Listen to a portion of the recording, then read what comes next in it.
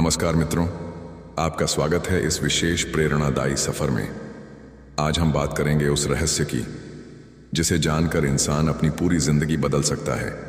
मन कंट्रोल करने का आसान तरीका, श्री कृष्ण वाणी। यह केवल एक वीडियो नहीं है, बल्कि एक अनुभव है, एक साधना है। और मैं चाहता हूं कि आप इसे कहीं शांति से एकांत में बैठकर सुने, क्योंकि जब मन शांत होता है तभी यह वाणी भीतर तक उतरती है। मित्रों, यह वीडियो थोड़ा लंबा होने वाला है, लेकिन यकीन मानिए हर एक शब्द आपके जीवन में नई दिशा लाने वाला है।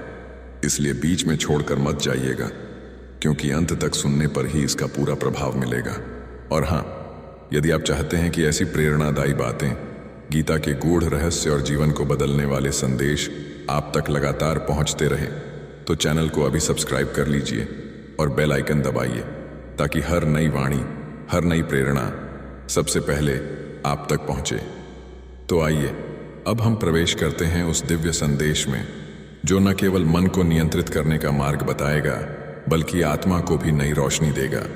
मित्रों, जब भी हम अपने जीवन की सबसे बड़ी चुनौतियों का सामना करते हैं, तो हमें लगता है कि बाहर की परिस्थितियां ही हमारी समस्या है। लेकिन सच तो यह है कि असली युद्ध बाहर नहीं, भीतर चल रहा है। यह युद्ध है मन को काबू में करने का। श्री कृष्ण ने गीता में अर्जुन को यही समझाया था कि सबसे कठिन कार्य किसी शत्रु को हराना नहीं है, बल्कि अपने ही चंचल मन को जीतना है। मन एक बंदर की तरह है, जो पल पल में एक शाख से दूसरी शाख पर कूदता रहता है। कभी भविष्य की चिंता, कभी अतीत का बोझ, कभी कल्पनाओं की उलझन। हमारा मन कभी शांत नहीं बैठता, और जब मन अशांत होता है तो हमारी बुद्धि कमजोर हो जाती है, निर्णय गलत हो जाते हैं और जीवन असंतुलित हो जाता है। इसीलिए श्री कृष्ण कहते हैं कि मन को वश में करने वाला ही सच्चा विजेता है। अब सवाल उठता है कि इसे कैसे साधा जाए। पहला तरीका है जागरूकता। जब भी आपका मन भटकने लगे, तुरंत खुद को पकड़ें और कहें, यह मैं नहीं हूं, यह मेरा मन है जो भाग रहा है। यह अंतर समझते ही आप मन के मालिक बन जाते हैं, गुलाम नहीं। दूसरा तरीका है सांस पर ध्यान। कुछ क्षण गहरी सांस लें और छोड़ें, मन स्वतः शांत होने लगेगा। तीसरा तरीका है सकारात्मक विचारों का अभ्यास। जिस तरह खेत में बार बार बीज डालने से फसल उगती है, उसी तरह बार बार अच्छे विचारों को मन में बोने से नकारात्मकता का अंत होता है। याद रखिए, मन वही बनता है जैसा भोजन आप उसे देते हैं। यदि आप उसे क्रोध, ईर्ष्या और लोभ का भोजन देंगे, तो वह हिंसक बनेगा। लेकिन अगर आप उसे श्रद्धा, धैर्य और प्रेम का भोजन देंगे, तो वह शांत और स्थिर होगा। यह नियंत्रण धीरे धीरे आता है, लेकिन जब आता है तो जीवन ही बदल जाता है। यही है श्री कृष्ण वाणी का गूढ़ संदेश। मन को नियंत्रित करो, बाकी सब अपने आप नियंत्रित हो जाएगा।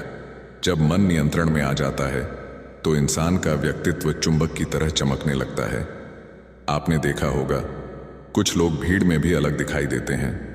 उनके चेहरे पर अजीब सी शांति होती है, उनके शब्दों में वजन होता है, और उनकी उपस्थिति से ही वातावरण बदल जाता है। यह सब इसलिए क्योंकि उनका मन स्थिर होता है। श्री कृष्ण कहते हैं, जिसका मन संयमित है वही सच्चा योगी है। इसका मतलब यह नहीं कि वह साधु बनकर जंगल चला जाए, बल्कि वह रोजमर्रा के जीवन में रहते हुए भी भीतर से शांत और मजबूत हो। उदाहरण के लिए, अगर कोई आपको अपमानित करे और आपका मन अशांत हो जाए, तो आप तुरंत प्रतिक्रिया देंगे और झगड़ा बढ़ जाएगा। लेकिन अगर आपका मन नियंत्रित है, तो आप मुस्कुराकर उस स्थिति से ऊपर उठ जाएंगे। वही क्षण तय करता है कि आप साधारण हैं या असाधारण। मन को साधने का एक और सरल उपाय है नियमित ध्यान और नाम स्मरण। जब आप रोज कुछ मिनट अपने इष्ट का स्मरण करते हैं, तो मन धीरे धीरे उसी दिव्यता की ओर खींचने लगता है। जैसे सूर्य के सामने अंधेरा टिक नहीं सकता, वैसे ही भगवान के नाम के सामने विकार टिक नहीं सकते। यह साधना शुरू में कठिन लगती है, क्योंकि मन बार बार भागता है। लेकिन अगर आप धैर्य रखें और रोज इसे करें, तो एक दिन वही मन आपका सबसे बड़ा साथी बन जाएगा। उस दिन आप पाएंगे कि भीतर की शक्ति बाहर की दुनिया को बदलने लगी है। श्री कृष्ण का संदेश साफ है, जो मन का स्वामी है वही जीवन का स्वामी है। इसीलिए आज से ही यह संकल्प लीजिए कि मन को गुलाम नहीं बनने देंगे, बल्कि उसे साध कर अपने जीवन को सार्थक बनाएंगे। यही वह अवस्था है जो व्यक्ति को भीतर से मजबूत और बाहर से प्रभावशाली बनाती है। मित्रों, जब जीवन की राह में कठिनाइयां सामने आती हैं तो अक्सर हम सोचते हैं कि इसका कारण परिस्थितियां हैं, लेकिन यदि गहराई से देखें तो पाएंगे कि असली जड़ हमारे भीतर का चंचल मन है। यह मन कभी इधर भागता है, कभी उधर, कभी भविष्य की चिंता में खो जाता है तो कभी अतीत की यादों में डूब जाता है। श्री कृष्ण ने गीता में बहुत स्पष्ट कहा है कि मनुष्य का मन ही उसका मित्र है और वही उसका शत्रु भी। यह वाक्य बहुत गहरा है। इसका अर्थ यह है कि अगर हम मन को वश में कर लें तो वही हमें ऊंचाइयों तक ले जाता है, और अगर यह मन हमें नियंत्रित करने लगे तो यही हमें गहराई में गिरा देता है। मन को नियंत्रित करना आसान काम नहीं है, लेकिन यह असंभव भी नहीं है। सबसे पहले यह समझना जरूरी है कि मन हमारी असली पहचान नहीं है। हम आत्मा हैं, मन हमारा उपकरण है। जैसे घोड़ा सवार के अधीन होता है, वैसे ही मन आत्मा के अधीन होना चाहिए। लेकिन जब हम होश खो देते हैं तो मन घोड़े की तरह हमें घसीट कर कहीं भी ले जाता है। इसलिए पहला अभ्यास ये होना चाहिए कि हर बार जब मन भटके तो हम सजग होकर खुद से कहें, मैं मन नहीं हूं, मैं इसका मालिक हूं। यही जागरूकता नियंत्रण की पहली सीढ़ी है। जब आप मन को पकड़ने लगते हैं तब अगला कदम है उसे शांत करना। मन को शांत करने का सबसे सरल और प्रभावशाली तरीका है सांस पर ध्यान। श्री कृष्ण ने भी कहा कि योगी अपनी प्राणवायु को नियंत्रित करता है और उसी से मन भी संयमित हो जाता है। गहरी सांस लें, धीरे धीरे छोड़ें और अनुभव करें कि हर सांस के साथ आपका मन स्थिर होता जा रहा है। आप चाहें तो 5 मिनट रोज सुबह और 5 मिनट रात को यह साधना करें। धीरे धीरे आपको महसूस होगा कि आपके विचारों का शोर कम हो रहा है और भीतर शांति उतर रही है। इसके अलावा सकारात्मक विचारों का पोषण भी जरूरी है। मन वही बनता है जो हम उसे खिलाते हैं। यदि आप उसे नकारात्मक समाचार, आलोचना, ईर्ष्या और क्रोध से भर देंगे तो मन चंचल और हिंसक बनेगा। लेकिन अगर आप उसे सत्संग, भक्ति और सकारात्मक चिंतन से भरेंगे तो मन शांत और स्थिर होगा। इसलिए सतर्क रहना होगा कि मन किस दिशा में जा रहा है। जैसे किसान बार बार खेत से खरपतवार निकालता है, वैसे ही हमें अपने मन से नकारात्मक विचारों को निकालना होगा और अच्छे विचारों को बोना होगा। जब मन पर संयम आता है तो व्यक्तित्व में अद्भुत परिवर्तन दिखने लगता है। एक व्यक्ति जिसका मन नियंत्रित है वह बिना कुछ बोले ही वातावरण पर प्रभाव डाल देता है। उसकी उपस्थिति से लोग सहज महसूस करते हैं, उसके शब्दों में गहराई होती है और उसकी आंखों में आत्मविश्वास झलकता है। श्री कृष्ण ने कहा था, जिसका मन संयमित है वही सच्चा योगी है। योगी का अर्थ केवल तपस्वी या सन्यासी नहीं, बल्कि वह व्यक्ति जो अपने विचारों और भावनाओं का मालिक है। जब कोई आपको अपमानित करे और आपका मन संयमित हो, तब आप पलटकर कठोर शब्द नहीं कहेंगे, बल्कि मुस्कुराकर उस परिस्थिति से ऊपर उठ जाएंगे। यह साधारण लग सकता है, लेकिन यहीं पर जीवन का स्तर तय होता है। जिसने मन पर विजय पा ली वह हर परिस्थिति पर विजय पा लेता है, और जिसने मन को आजाद छोड़ दिया उसका जीवन दिशाहीन हो जाता है। इसलिए प्रतिदिन यह अभ्यास करें कि किसी भी स्थिति में मन को संतुलित रखना है। यही श्री कृष्ण का संदेश है। जो मन का स्वामी है वही सच्चा विजेता है। अब प्रश्न उठता है कि मन को स्थिर रखने के लिए और क्या किया जाए। एक और सरल और शक्तिशाली उपाय है नाम स्मरण। जब आप अपने इष्ट का नाम जपते हैं तो मन स्वतः ही पवित्रता की ओर खींचने लगता है। जैसे अंधेरे कमरे में दीपक जलाते ही अंधकार मिट जाता है, वैसे ही मन के भीतर जब भगवान का नाम गूंजता है तो विकार भाग जाते हैं। शुरुआत में मन बहुत भटकेगा, आपको लगेगा कि ध्यान टिक ही नहीं रहा, लेकिन धैर्य रखें, यह स्वाभाविक है। मन को बार बार वापस नाम स्मरण पर ले आएं। धीरे धीरे यही अभ्यास आपके मन को साध लेगा। यह अभ्यास केवल आध्यात्मिक शांति ही नहीं देता, बल्कि मानसिक शक्ति भी देता है। जब मन ईश्वर से जुड़ता है तो बाहरी परिस्थितियां चाहे जैसी भी हों, आप भीतर से अडिग बने रहते हैं। यही वह शक्ति है जो इंसान को असाधारण बनाती है। श्री कृष्ण का यही उपदेश है, मन को ईश्वर के नाम से बांध दो। फिर देखो जीवन कैसा सरल और दिव्य हो जाता है। जब इंसान अपने मन पर संयम करना सीख लेता है तो उसकी सबसे बड़ी शक्ति है धैर्य। धैर्य का अर्थ है कठिन परिस्थिति में भी शांत रहना और सही समय का इंतजार करना। मन जब नियंत्रण में नहीं होता तो वह हमें अधीर बना देता है। हम जल्दी जल्दी निर्णय लेने लगते हैं, गुस्से में प्रतिक्रिया दे देते हैं और बाद में पछताते हैं। लेकिन जब मन संयमित होता है तो इंसान हर स्थिति में ठहर कर सोचता है और वही निर्णय लेता है जो दीर्घकालीन रूप से उसके लिए हितकारी होता है। श्री कृष्ण ने गीता में कहा है, धैर्यवान व्यक्ति कभी पराजित नहीं होता। यह वाक्य अपने आप में बहुत गहरा है, क्योंकि जीवन की चुनौतियां क्षणिक होती हैं, लेकिन जो व्यक्ति धैर्य के साथ उनका सामना करता है वह अंततः विजयी होता है। उदाहरण के लिए, एक बीज को वृक्ष बनने में समय लगता है। यदि कोई अधीर व्यक्ति बार बार मिट्टी खोदकर देखे कि बीज अंकुरित हुआ या नहीं, तो वह कभी फल नहीं पाएगा। लेकिन जो धैर्य रखेगा वही पेड़ की छाया और फल का आनंद लेगा। इसी तरह मन को नियंत्रित करने के लिए धैर्य आवश्यक है। जब भी आपको लगे कि साधना कठिन है या मन बार बार भटक रहा है, तो खुद को याद दिलाए, धैर्य रखो, परिवर्तन आ रहा है। धीरे धीरे मन स्थिर होगा और एक दिन वह आपका सबसे अच्छा मित्र बन जाएगा। मन को नियंत्रित करने की एक और कुंजी है आत्मसंवाद। अक्सर हम बाहर के लोगों से बात करते रहते हैं, लेकिन अपने आप से संवाद नहीं करते। मन को संभालने के लिए यह जरूरी है कि हम हर दिन कुछ समय अपने भीतर झांकें और खुद से प्रश्न पूछें। जैसे, आज मैंने अपने समय का कितना सही उपयोग किया? मैंने किस परिस्थिति में अपना धैर्य खोया? क्या आज मैंने किसी से कठोर शब्द कहा? यह आत्मसंवाद हमारे मन के लिए दर्पण का काम करता है। जैसे आईने में देखकर हम अपना चेहरा ठीक करते हैं, वैसे ही आत्मसंवाद से हम अपने विचारों और भावनाओं को ठीक कर सकते हैं। श्री कृष्ण कहते हैं कि मनुष्य अपने ही कर्मों से स्वयं का उत्थान करता है और स्वयं का पतन भी। इसका अर्थ यही है कि हमें बार बार भीतर झांक कर यह देखना होगा कि हमारा मन हमें किस दिशा में ले जा रहा है। जब हम इस अभ्यास को रोज करेंगे तो धीरे धीरे मन नियंत्रण में आने लगेगा और हमारी गलतियां भी कम होंगी। यही साधना हमें एक मजबूत और संतुलित व्यक्तित्व बनाती है। मन को स्थिर करने में साधना का महत्व सबसे अधिक है। साधना का मतलब केवल बैठकर मंत्र जपना नहीं है, बल्कि हर काम में सजग रहना भी साधना है। अगर आप खाना खा रहे हैं तो पूरे मन से खाइए। अगर आप पढ़ाई कर रहे हैं तो पूरी एकाग्रता से कीजिए। यदि आप किसी से बात कर रहे हैं तो मन वहीं टिकाइए, न कि भटकाइए। यही ध्यान है, यही साधना है। जब मन हर काम में पूरी तरह जुड़ जाता है तो वह धीरे धीरे एक जगह टिकना सीखता है।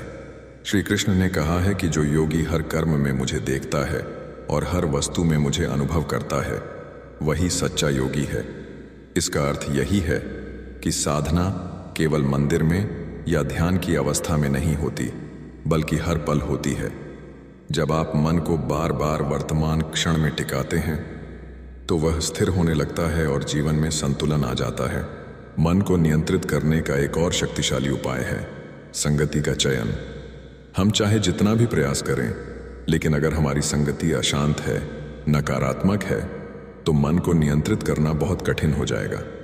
संगति का सीधा असर मन पर पड़ता है। अगर आप उन लोगों के साथ समय बिताते हैं जो हमेशा शिकायत करते हैं, गुस्सा करते हैं या निराशा फैलाते हैं, तो आपका मन भी वैसा ही बन जाएगा। लेकिन अगर आप संतुलित और सकारात्मक लोगों की संगति में रहते हैं तो आपका मन भी वैसा बनने लगेगा। श्री कृष्ण ने भी कहा है कि सत्संग से ही विवेक उत्पन्न होता है। इसलिए यह बहुत जरूरी है कि आप सोच समझकर अपने मित्रों, अपने वातावरण और अपने समय का चुनाव करें।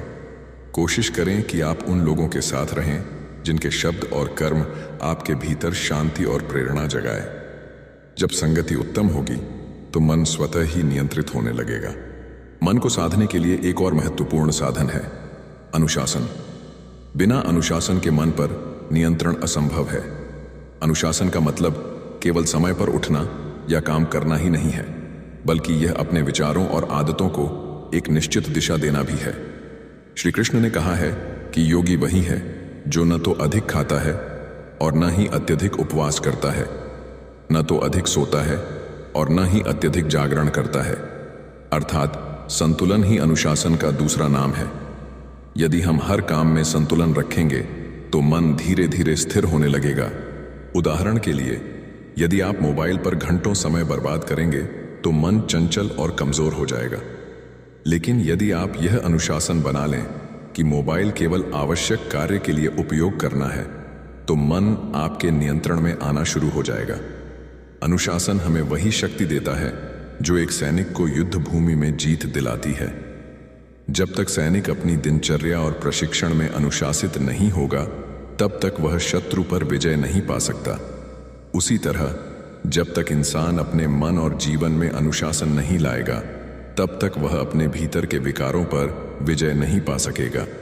मन को नियंत्रित करने के लिए कृतज्ञता का अभ्यास भी बहुत प्रभावशाली है। जब इंसान बार बार इस पर ध्यान देता है कि उसके पास क्या नहीं है, तो मन अशांत हो जाता है। लेकिन जब वह इस पर ध्यान देता है कि उसके पास कितना कुछ है, तो मन शांत हो जाता है। श्री कृष्ण ने गीता में कहा है कि संतोष ही सबसे बड़ा धन है।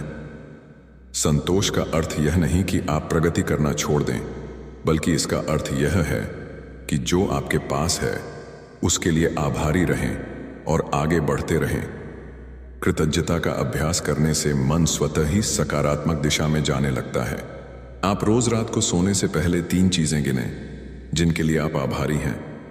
यह छोटा सा अभ्यास आपके मन को शांति और संतुलन देगा। धीरे धीरे आप पाएंगे कि आपकी सोच बदल रही है और मन शिकायतों से निकलकर समाधानों पर ध्यान देने लगा है। यही है कृतज्ञता की शक्ति, जो मन को नियंत्रित करने में अद्भुत सहायक है। मन को साधने के लिए सेवा का मार्ग भी बहुत महत्वपूर्ण है। जब इंसान केवल अपने लिए सोचता है तो उसका मन संकुचित हो जाता है, लेकिन जब वह दूसरों की भलाई के लिए काम करता है तो उसका मन विस्तृत हो जाता है। श्री कृष्ण ने कर्मयोग का संदेश देते हुए यही कहा कि निष्काम भाव से सेवा करो। जब आप किसी की मदद करते हैं बिना किसी स्वार्थ के, तो मन के भीतर एक अजीब सी शांति उतरती है। यह शांति किसी और चीज से नहीं मिलती। सेवा करने से मन अपने छोटे छोटे स्वार्थों से ऊपर उठता है और बड़ा दृष्टिकोण प्राप्त करता है। यही दृष्टिकोण मन को स्थिर और संयमित बनाता है। यदि आप चाहते हैं कि आपका मन शांत हो, तो प्रतिदिन कोई ना कोई सेवा अवश्य करें। यह सेवा छोटी हो सकती है, किसी जरूरतमंद को भोजन देना, किसी दुखी को दिलासा देना, या बस एक मुस्कान बांटना। यह छोटे छोटे कर्म ही मन को धीरे धीरे संयम और शांति की ओर ले जाते हैं। मन पर नियंत्रण का एक और अद्भुत उपाय है स्वाध्याय। स्वाध्याय का अर्थ है ज्ञान का अध्ययन और चिंतन। जब हम श्रीमद् भगवद गीता, उपनिषद, संतों की वाणी या किसी प्रेरणादायक ग्रंथ का अध्ययन करते हैं, तो मन को एक नई दिशा मिलती है। गीता के श्लोक केवल शब्द नहीं हैं, वे जीवन की गहरी सच्चाई हैं। जब आप रोज कुछ मिनट गीता का पाठ करेंगे और उसके अर्थ पर चिंतन करेंगे, तो धीरे धीरे वह ज्ञान आपके मन को बदलना शुरू कर देगा। श्री कृष्ण का संदेश है, ज्ञान से बढ़कर कुछ नहीं, क्योंकि ज्ञान ही वह दीपक है जो अंधकार मिटाता है। यदि मन अज्ञान के अंधेरे में भटक रहा है, तो उसे केवल ज्ञान का प्रकाश ही मार्ग दिखा सकता है। इसलिए प्रतिदिन थोड़ा समय स्वाध्याय के लिए निकालिए। यह अभ्यास आपके मन को न केवल शांत करेगा, बल्कि मजबूत भी बनाएगा। मन को नियंत्रण में रखने का एक और गहरा रहस्य है मौन। अक्सर हम सोचते हैं कि बात करना ही समाधान है, लेकिन कई बार मौन रहना अधिक शक्तिशाली होता है। मौन का अर्थ केवल बोलना बंद करना नहीं है, बल्कि अपने भीतर के विचारों को शांत करना भी है। जब हम मौन साधते हैं तो मन का शोर कम होने लगता है और धीरे धीरे भीतर से एक स्पष्टता उभरती है। श्री कृष्ण कहते हैं कि जब मन शांत होता है, तभी आत्मा की आवाज सुनाई देती है। यह आवाज हमें सही मार्ग दिखाती है। यदि हम दिन में कुछ मिनट भी मौन साध लें, फोन से दूर होकर, भीड़ से हटकर बस अपने आप के साथ बैठें, तो मन को गहरी शांति मिलेगी। यह अभ्यास शुरुआत में कठिन लग सकता है, क्योंकि मन भागेगा, विचार आएंगे, लेकिन धैर्य रखें। मौन की आदत आपके भीतर ऐसी शक्ति जगाएगी जो आपको जीवन की हर परिस्थिति में स्थिर बनाएगी। मन को स्थिर करने के लिए दूसरा महत्वपूर्ण उपाय है प्रकृति से जुड़ना। जब हम हर समय मशीनों, शोर और भागदौड़ के बीच रहते हैं तो मन और अधिक अस्थिर हो जाता है। लेकिन जैसे ही हम थोड़ी देर पेड़ पौधों, नदी, पहाड़ या खुले आकाश के बीच समय बिताते हैं, मन स्वतः शांत हो जाता है। प्रकृति का हर अंश एक गुरु की तरह है। नदी हमें सिखाती है कि कैसे बहते रहना है, पेड़ हमें सिखाते हैं कि कैसे स्थिर रहना है, और आकाश हमें सिखाता है कि कैसे विशाल होना है। श्री कृष्ण स्वयं वन में रहते थे, गायों के साथ खेलते थे, बांसुरी बजाते थे, यानी उनका जीवन प्रकृति से गहराई से जुड़ा हुआ था। इसलिए यदि हम भी चाहते हैं कि मन स्थिर हो तो प्रतिदिन थोड़ा समय प्रकृति में बिताएं। यह हमें न केवल मानसिक शांति देगा बल्कि भीतर से नई ऊर्जा भी देगा। मन पर विजय पाने का एक और साधन है त्याग। यहां त्याग का अर्थ यह नहीं कि आप सब कुछ छोड़कर जंगल चले जाएं। त्याग का अर्थ है अनावश्यक इच्छाओं और लालसाओं को छोड़ना। जितनी अधिक इच्छाएं होंगी उतना ही मन चंचल होगा।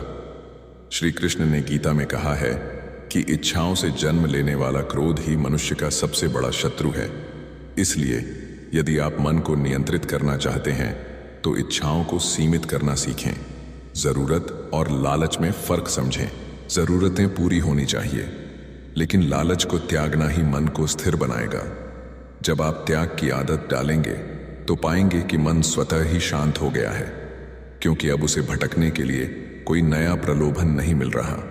यही त्याग आपको भीतर से हल्का और मुक्त बनाएगा। मन को नियंत्रित करने का सबसे प्रभावी और अंतिम साधन है भगवान में पूर्ण विश्वास। जब इंसान यह मान लेता है कि जो कुछ भी हो रहा है वह ईश्वर की योजना है और सब कुछ अंततः अच्छे के लिए है, तो उसका मन स्वतः शांत हो जाता है। श्री कृष्ण ने गीता में स्पष्ट कहा, तुम अपना कर्म करते जाओ और परिणाम मुझे सौंप दो। यही सबसे बड़ा मन नियंत्रण है। जब हम परिणाम की चिंता छोड़कर केवल कर्म पर ध्यान देते हैं तो मन के बोझ हल्के हो जाते हैं। चिंता, भय, असफलता की आशंका, ये सब इसलिए हैं क्योंकि हम परिणाम को अपने हाथ में मानते हैं। लेकिन जब परिणाम ईश्वर को सौंप देते हैं तो मन मुक्त हो जाता है। यही विश्वास हमें वह शक्ति देता है जो जीवन के सबसे कठिन समय में भी अडिग बनाए रखती है। इस अवस्था में मन कभी डगमगाता नहीं, क्योंकि उसे पता है कि वह अकेला नहीं है, उसके साथ स्वयं भगवान है। मन को संयमित करने के लिए एक और अद्भुत साधन है संगीत और भजन। संगीत सीधा मन पर असर डालता है। जब आप कोई भक्ति गीत, कीर्तन या मधुर धुन सुनते हैं तो मन का अशांत प्रवाह तुरंत बदल जाता है। श्री कृष्ण स्वयं अपनी बांसुरी की धुन से लोगों के मन को शांत कर देते थे। उनकी बांसुरी की तान सुनकर गायें भी रुक जाती थीं, गोपियां मंत्रमुग्ध हो जाती थीं और पूरा वातावरण एक दिव्य शांति से भर जाता था। यह केवल कहानी नहीं बल्कि एक गहरा संकेत है कि संगीत मन को साधने का सबसे सरल और सुंदर माध्यम है। यदि आप कभी परेशान हो तो तुरंत अपने इष्ट का भजन सुने या गाएं। यह अभ्यास न केवल मन को नियंत्रण में लाएगा बल्कि आत्मा को भी प्रसन्न करेगा। नियमित रूप से भजन और कीर्तन करने से मन की चंचलता कम होगी और वह एकाग्र होने लगेगा। मन को नियंत्रित करने का एक और साधन है ध्यानपूर्वक कर्म। अक्सर हम कोई काम करते हुए मन को कहीं और भटकने देते हैं। उदाहरण के लिए, खाना खाते समय हम टीवी देखते हैं, पढ़ाई करते समय मोबाइल चलाते हैं या किसी से बात करते समय किसी और विषय पर सोचते रहते हैं। यही मन की चंचलता है। श्री कृष्ण का उपदेश है कि हर कर्म को योग बना दो। योग का अर्थ है एकता, यानी आप जो भी कर रहे हैं पूरे मन से वही करें। अगर आप खाना खा रहे हैं तो हर कौर को ध्यानपूर्वक खाइए। अगर आप काम कर रहे हैं तो उसी में पूरे मन से डूब जाइए। यह साधना धीरे धीरे मन को एक जगह टिकाना सिखाती है, और जब मन टिकना सीख जाता है तो नियंत्रण आसान हो जाता है। मन पर विजय पाने का एक और उपाय है वैराग्य। वैराग्य का अर्थ है अस्थायी चीजों से मोह छोड़ना। जब हम हर वस्तु, हर संबंध और हर परिस्थिति को स्थायी मान लेते हैं तो मन उनमें उलझ जाता है और दुखी हो जाता है। लेकिन जब हमें यह समझ आ जाती है कि यह सब अस्थायी है तो मन स्वतः ही शांत हो जाता है। श्री कृष्ण ने कहा है कि जो वस्तुएं जन्म लेती हैं वे नष्ट भी होंगी, इस सत्य को स्वीकार कर लेने से मन पर बोझ नहीं रहता। वैराग्य का अर्थ यह नहीं कि आप जीवन से भाग जाएं, बल्कि इसका अर्थ यह है कि आप जीवन को उसकी सच्चाई के साथ जिए।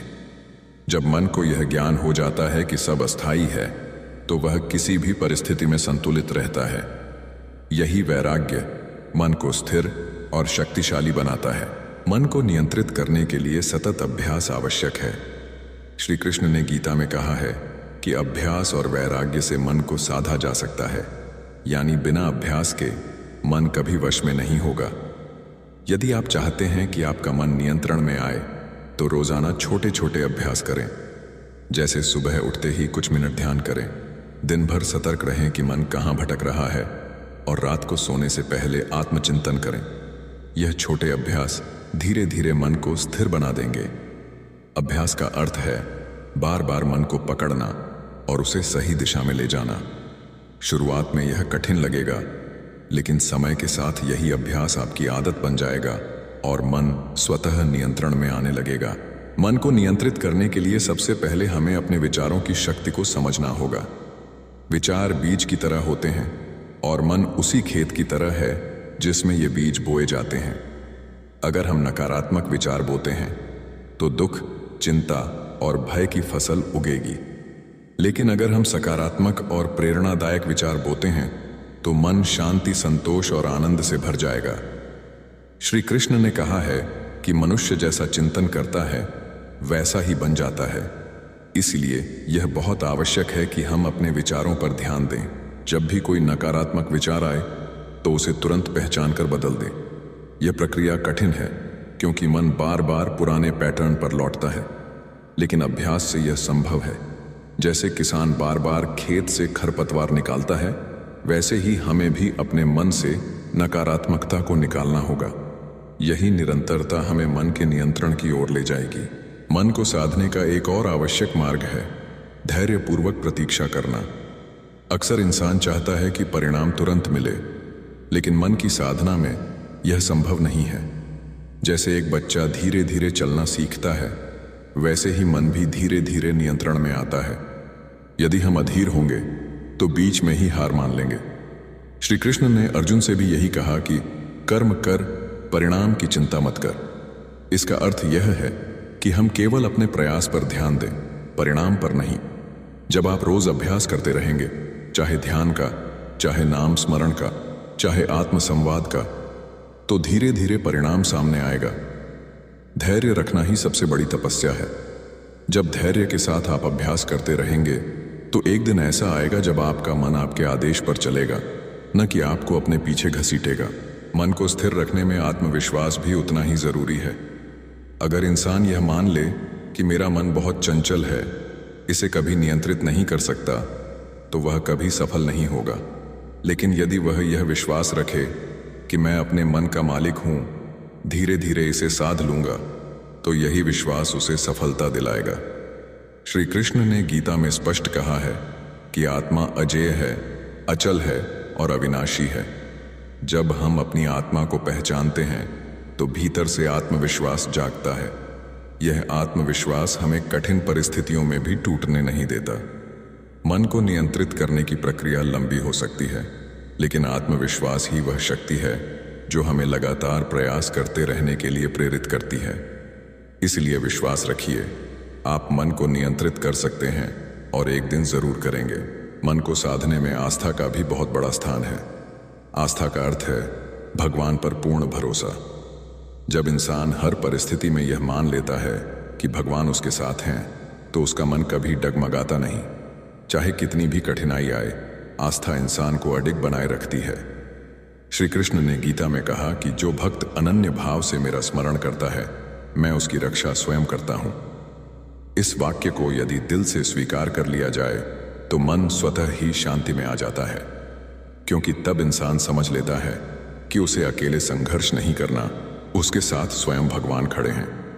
आस्था वह आधार है जो मन को भय, चिंता और असुरक्षा से मुक्त करता है, और जब मन भय से मुक्त हो जाता है तभी वह पूरी तरह से नियंत्रण में आता है। मन को नियंत्रित करने के लिए आवश्यक है कि हम अपनी दिनचर्या को साधारण और अनुशासित बनाएं। जब जीवन अस्त व्यस्त होता है तो मन भी स्वाभाविक रूप से चंचल हो जाता है। लेकिन जब हम अपने दिन को नियमित समय पर जागने, सोने, भोजन करने और कार्य करने की आदत से जोड़ते हैं तो मन धीरे धीरे स्थिरता सीखता है। अनुशासन केवल शरीर के लिए नहीं है, यह मन के लिए भी है। यदि हम नियमित रूप से ध्यान, जप या प्राणायाम करते हैं तो मन उस नियम के आदी हो जाता है और कम भटकता है। श्री कृष्ण ने भी कहा था कि योगी वही है जो संतुलित आहार लेता है, संतुलित कार्य करता है और संतुलित विश्राम करता है। इसलिए मन को साधना है तो दिनचर्या को साधना होगा। अनुशासन मन के लिए वह दीवार है जो उसे व्यर्थ के मार्गों पर भटकने से रोकती है। मन नियंत्रण का एक और सरल मार्ग है सत्संग। जैसा संग वैसा रंग, यह कहावत हम सब ने सुनी है। जब हम ऐसे लोगों के संपर्क में रहते हैं जो सकारात्मक, आध्यात्मिक और शांति देने वाले होते हैं तो हमारे मन पर भी वही असर होता है।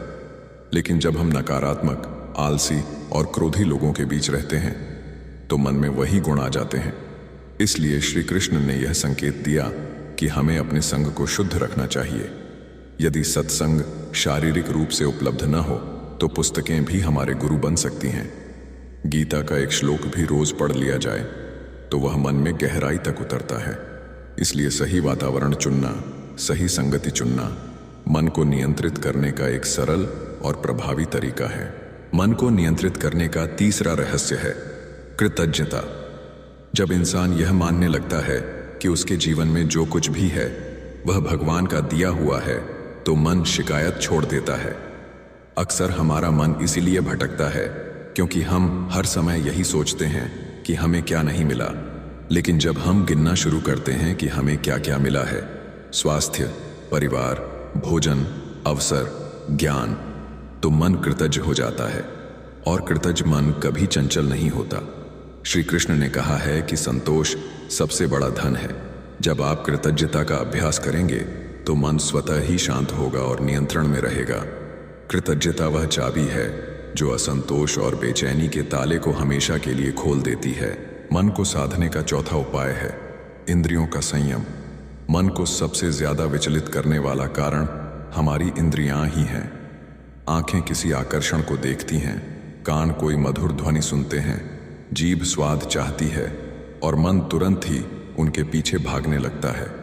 श्री कृष्ण ने गीता में कहा है कि इंद्रियां बलवान घोड़ों की तरह है और मन सारथी है। यदि सारथी लगाम ढीली कर दे तो रथ बिखर जाएगा, लेकिन यदि लगाम को कसकर पकड़ ले तो रथ सुरक्षित मंजिल तक पहुंच जाएगा। इसका अर्थ है कि हमें अपनी इच्छाओं पर नियंत्रण रखना होगा। यह कठिन है लेकिन असंभव नहीं। संयम से ही मन स्थिर होता है और जब मन स्थिर होता है तब वह पूर्ण नियंत्रण में आ जाता है। जब साधक लगातार अभ्यास करता है, धैर्य रखता है, आस्था और कृतज्ञता को अपने जीवन का हिस्सा बनाता है, तब धीरे धीरे उसका मन शांत होने लगता है। जो मन पहले तूफान की तरह उसे इधर उधर घसीटता था, वही मन अब उसका सेवक बन जाता है। यही वह अवस्था है जिसे श्री कृष्ण ने योग कहा है, जहां मन और आत्मा का मेल होता है। जब मन नियंत्रित होता है तो बाहरी परिस्थितियां चाहे जैसी भी हों, इंसान भीतर से अडिग रहता है। सफलता और असफलता, लाभ और हानि, प्रशंसा और अपमान, इन सब का प्रभाव उस पर नहीं पड़ता। वह हर स्थिति में संतुलित रहता है। यही मनुष्य का वास्तविक सामर्थ्य है और अंत में यही संदेश है, मन को जीतना ही जीवन की सबसे बड़ी विजय है। जो अपने मन को जीत लेता है वह पूरी दुनिया को जीत सकता है। श्री कृष्ण ने अर्जुन से कहा था कि उद्धरेदात्मनात्मानं नात्मानं वसादयेत्, आत्मैव ह्यात्मनो बंधुरात्मैव रिपुरात्मनः। अर्थात इंसान खुद ही अपना मित्र है और खुद ही अपना शत्रु। यदि मन को साध लिया तो यह सबसे बड़ा मित्र बन जाता है, लेकिन यदि इसे साधा नहीं तो यही सबसे बड़ा शत्रु है। तो मित्रों, आज से यह संकल्प लीजिए कि आप अपने मन को नियंत्रित करने का अभ्यास शुरू करेंगे। धीरे धीरे, एक एक कदम, हर दिन थोड़ा थोड़ा, और एक दिन आप पाएंगे कि आपका मन अब आपका दास है, न कि आप उसके। यही श्री कृष्ण वाणी का सार है, यही गीता का सच्चा संदेश है और यही जीवन की सबसे बड़ी उपलब्धि है।